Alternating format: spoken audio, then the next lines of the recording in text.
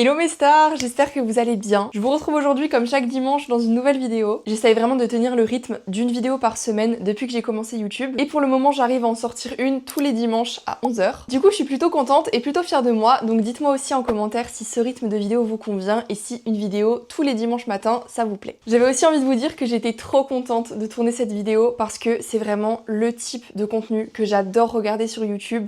Donc vous proposez aussi ce genre de vidéo, bah ça me rend trop heureuse. Je vous préviens, je risque de répéter beaucoup de fois le mot heureuse dans cette vidéo. Mais bon, je pense que c'est une bonne chose, donc on va pas s'en plaindre. Bref, ça fait environ un mois et demi que je me sens vraiment plus heureuse, plus épanouie, plus sereine dans ma vie. Et j'en suis très contente parce que c'est vrai qu'avant ça, c'était pas vraiment le cas. Et j'ai mis très longtemps à me rendre compte de ce qui allait pas et à vraiment mettre des actions en place pour changer ça. Dites-vous que de base, je suis vraiment une fille qui a toujours le sourire, toujours de bonne humeur, toujours joyeuse, etc. Et en fait, récemment, je me reconnaissais plus du tout. J'étais pas heureuse quand je me réveillais le matin, j'étais pas hypée de ma journée, vous voyez. J'avais l'impression que je faisais toujours la même chose. Je remettais beaucoup en question aussi ce que je faisais, mon travail, mes coachings, tout, vraiment tout. Ça peut paraître fou de dire ça à l'heure actuelle, mais je pense qu'on passe tous par ce genre de période et c'est important de se remettre en question et de faire un travail d'introspection pour vraiment s'en rendre compte parce que c'est ce que j'ai pas fait et c'est ce qui a fait durer cette période dans le temps et donc forcément au fil du temps les choses s'accumulent,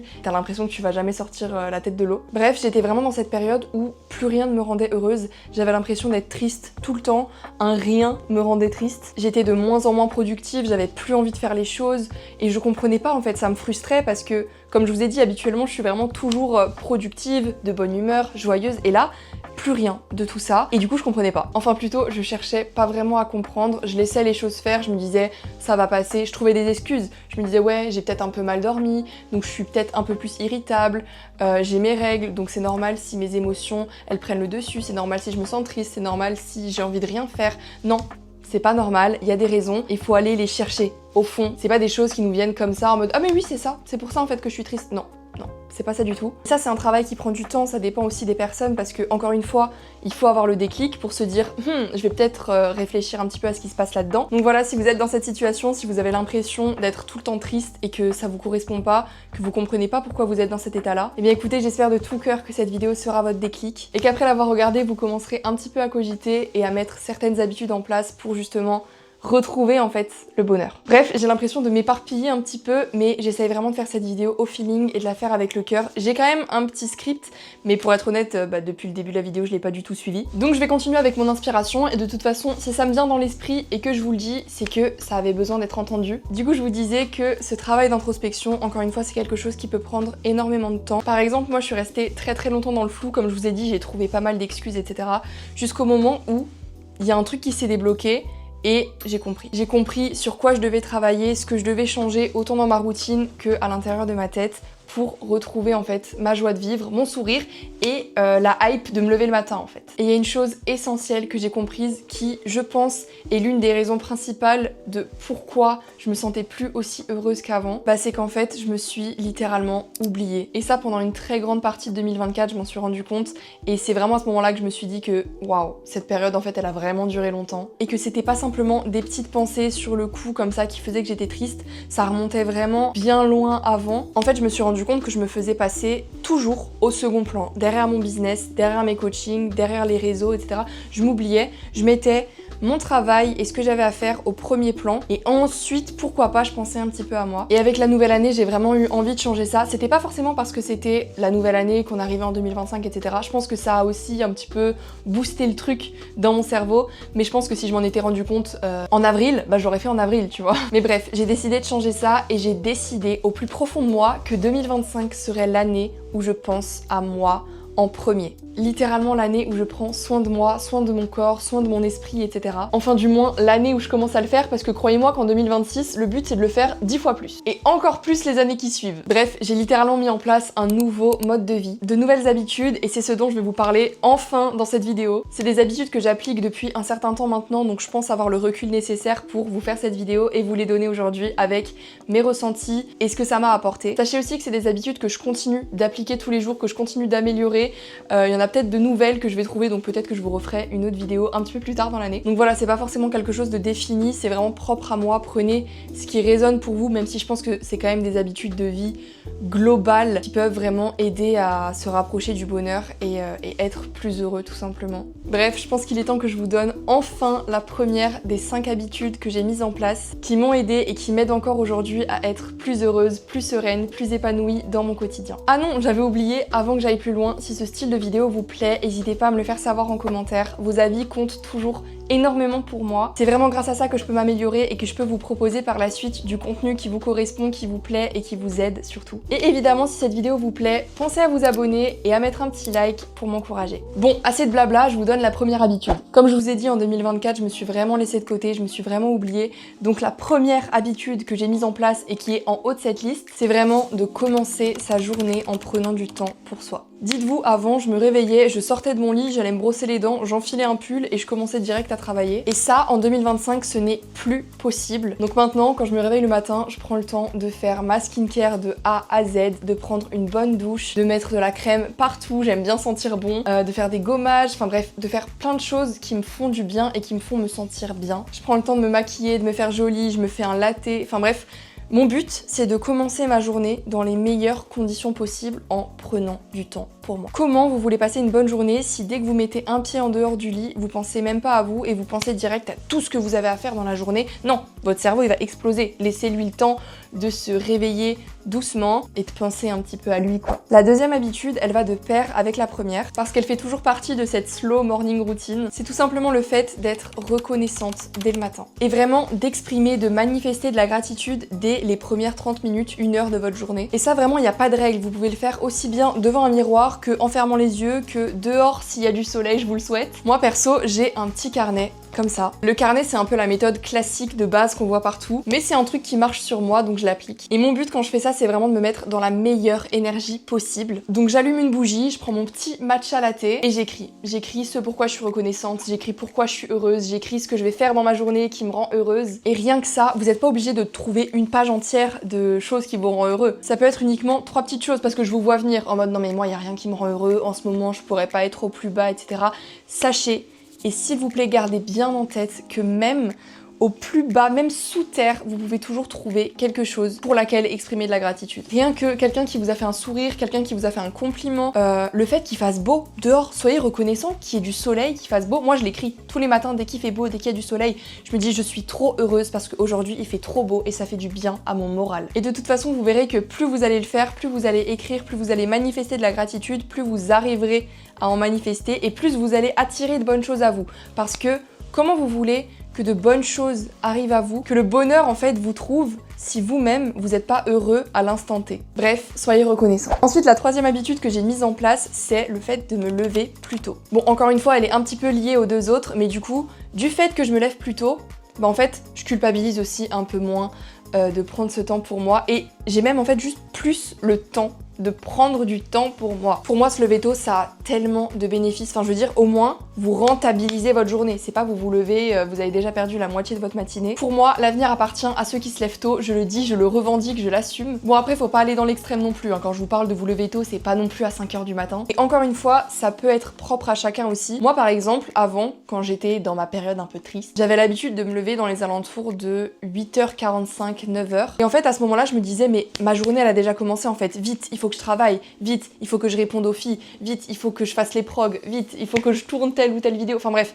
j'étais tout de suite dans le rush, alors que si je me lève plus tôt, bah en fait, j'ai le temps, comme je vous ai dit, de prendre du temps pour moi, etc. Et ensuite, je pourrais commencer ma journée à la même heure que je la commençais avant, mais dans de bien meilleures conditions, et donc je serai encore plus productive et je ferai encore plus de choses. Donc à partir de maintenant, je me lève dans les alentours de 7h30, 8h, et au moins j'ai 1h, 1h30 pour moi, pour faire ce qui me fait me sentir bien, et ce qui va faire que je vais être dans une meilleure énergie pour absolument toute la journée. Donc là, niveau coût-avantage, je vous jure qu'on est vraiment pas mal. Alors oui, je sais, au début ça peut paraître très difficile de se lever un petit peu plus tôt et de sortir en fait de cette phase de j'ai la flemme, de non je veux dormir, de ma journée elle va être nulle donc autant que je reste dans mon lit. Mais vraiment voyez-le comme quelque chose de bénéfique. Et puis aussi, vous n'allez pas vous lever plus tôt directement pour travailler, ça va pas être la même chose qu'avant. Là, vous allez vous lever plus tôt pour prendre du temps pour vous, pour faire quelque chose pour vous. Donc forcément c'est censé vous hyper de vous lever. Vous devez faire comprendre à votre cerveau qu'il doit se réveiller parce qu'il va faire quelque chose de bien, qui va lui faire du bien, qui va le mettre dans une bonne énergie, vous voyez. Et je vous garantis que depuis que je le fais, j'ai que des bonnes pensées à mon réveil et je suis contente de me réveiller à 7h30 parce que je sais que je vais aller prendre ma douche, que je vais aller me faire mes petits soins, ma petite skincare, que je vais me sentir bien en fait. Donc voilà, levez-vous tôt, c'est l'avenir. La 4e habitude, elle me tient énormément à cœur parce que c'est l'une des choses dont j'avais le plus besoin et c'est l'une des choses qui a le plus marché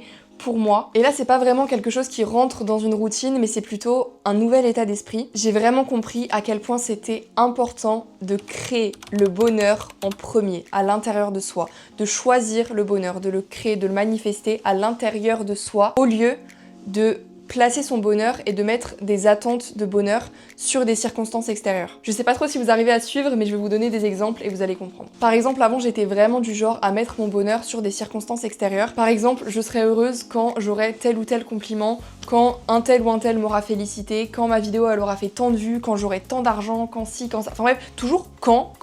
Alors qu'en fait, le fait d'être heureuse et le bonheur, c'est à moi de le créer. C'est à moi de dire aujourd'hui je suis heureuse, peu importe ce qui se passe autour, je suis heureuse, quoi qu'il arrive et quoi qu'il se passe. Il y a une phrase à propos de ça que j'ai entendue dans un podcast et elle résonne vraiment, enfin je la trouve hyper pertinente, elle fait vraiment sens, donc je pense qu'elle fera sens pour vous aussi et que vous allez comprendre. Mais en gros cette phrase elle disait, l'ego dit je serai heureux et j'aurai le bonheur quand tout se mettra en place, alors que l'âme elle dit, une fois que je serai heureuse et que je trouverai le bonheur, tout se mettra en place. Et je trouve vraiment cette phrase hyper puissante parce que ça veut tout dire en fait. Une fois que vous serez heureux au plus profond de vous, peu importe les circonstances extérieures, et bah tout le reste se mettra en place en fait. C'est en étant heureux initialement et en choisissant de créer le bonheur à l'intérieur de vous que vous allez pouvoir attirer les bonnes choses, les bonnes situations, les bonnes opportunités. Tout viendra à vous une fois que vous-même vous serez heureux au plus profond de vous. Et pour finir, la 5e et dernière habitude que j'ai mise en place, c'est le fait de modifier mon environnement. Alors là, il faut savoir que l'environnement, il peut prendre plusieurs formes. Ça peut être votre environnement physique, donc le pays dans lequel vous vivez, la ville, le village, je ne sais quoi. Mais bon, je pense que tout le monde n'a pas l'opportunité ni les moyens de prendre un billet d'avion et de partir vivre à l'étranger, ou peut-être que vous en avez même pas forcément envie. Du coup, à plus petite échelle, votre environnement physique, ça peut aussi être tout simplement votre chambre. C'est pour ça que c'est hyper important de soigner votre environnement et de vous créer en fait un espace de vie sain dans lequel vous vous sentez bien et qui vous aide à vous rapprocher de la personne que vous avez envie d'être. Moi par exemple, c'est impossible que je sois productive si ma chambre elle est pas à mon goût,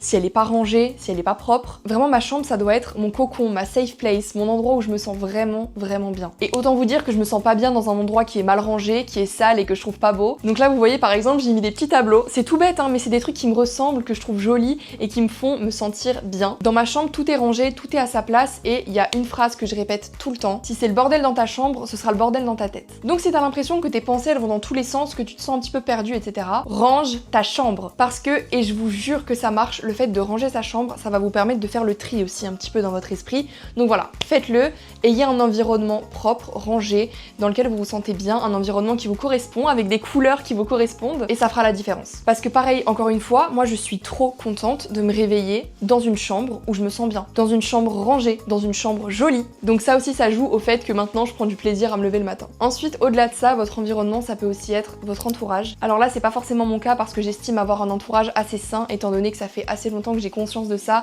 et que ça fait longtemps que je prends soin des personnes qui m'entourent. Encore une fois ça c'est quelque chose que j'ai toujours dit, que j'ai toujours su.